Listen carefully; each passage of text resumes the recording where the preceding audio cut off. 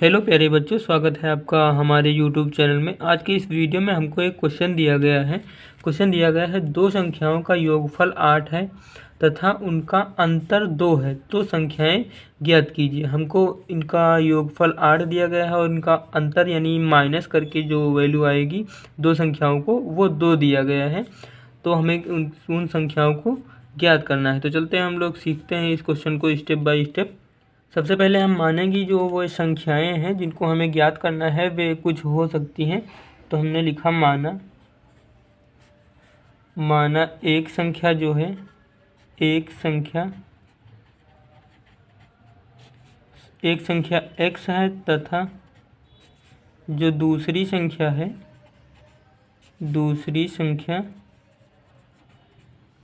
वो y है। जब हम लोगों ने इन दो संख्याओं को मान लिया तो आप पहली शर्त के अनुसार देख रहे हैं कि तब हम यहाँ पर लिखेंगे, तब पहली जो शर्त है वो पहली शर्त आप देख सकते हैं क्या है, दो संख्याओं का योगफल यानी इन संख्याओं को जोड़ने पर 8 मिल रहा है। तो हम यहाँ पर लिख सकते हैं x plus y is equal to 8, जो कि इसको हम मान लेंगे समीकरण 1, इसको हम नाम दे देंगे। फिर हमको दूसरी शर्त दी गई है तथा उनका अंतर 2 है।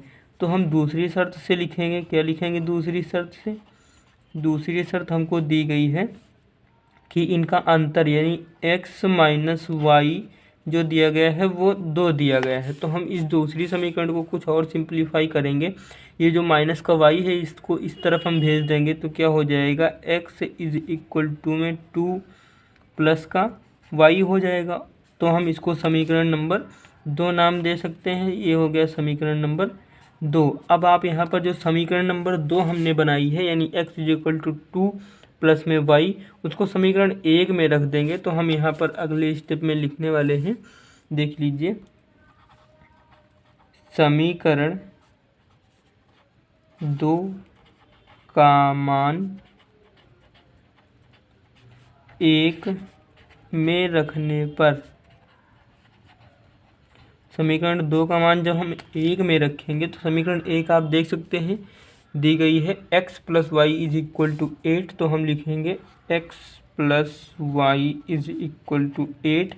अब x के स्थान पर हम क्या रख सकते हैं, 2 प्लस वाई इतना रख सकते हैं हम x के स्थान पर यहाँ पर। तो हम रखेंगे 2 प्लस वाई और ये जो समीकरण 1 का y था ये प्लस में y इज इक्वल टू 8 हो जाएगा। अब एक y 2 y यानी 2 y हो जाएंगे। तो ये हो जाएगा 2 प्लस में 2 y इज इक्वल टू 8। अब ये जो 2 प्लस का इधर है इसको हम भेजेंगे इधर, तो ये हो जाएगा माइनस का। तो हम इसको लिख सकते हैं 2y is equal to 8 minus 2, जो कि क्या हो जाएगा हमारे पास 2y इज इक्वल टू 6 हो जाएगा। तो 2 एक नम 2 2 3 6 यानी y का मान जो हमारे पास आ जाएगा वो 3 आ जाएगा। अब हम अगले स्टेप में फिर लिखेंगे, हमको y का मान पता चल चुका है तो हम x का मान निकालने के लिए समीकरण 2 में ही रख देंगे y का मान।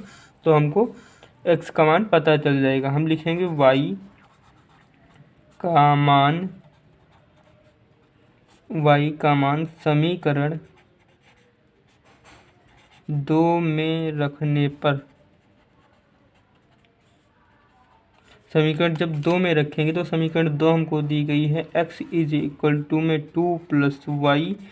तो x इज इक्वल टू हो जाएगा 2 प्लस में और y का मान आया है हमारे पास 3, तो ये 3 हो जाएगा, जो x हो जाएगा x इज इक्वल टू 5 हो जाएगा। तो हम सबसे लास्ट में लिखेंगे, मैं यहाँ पर बता रहा हूँ, आप देखिए सबसे लास्ट में हम लिखेंगे अतः